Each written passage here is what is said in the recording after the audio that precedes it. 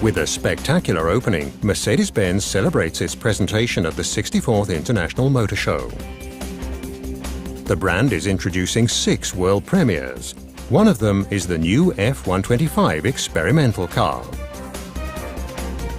The car behind me represents a revolutionary technology for the future. In it, we've combined a fuel cell drive system with a battery. Together, these give a range of 1,000 kilometers emission-free, using electrical power only. And I believe you can really call that revolutionary.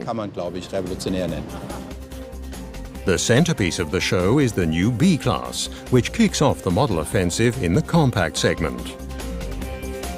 Among others, the SLS AMG Roadster and the new M-Class were also presented to the world's public.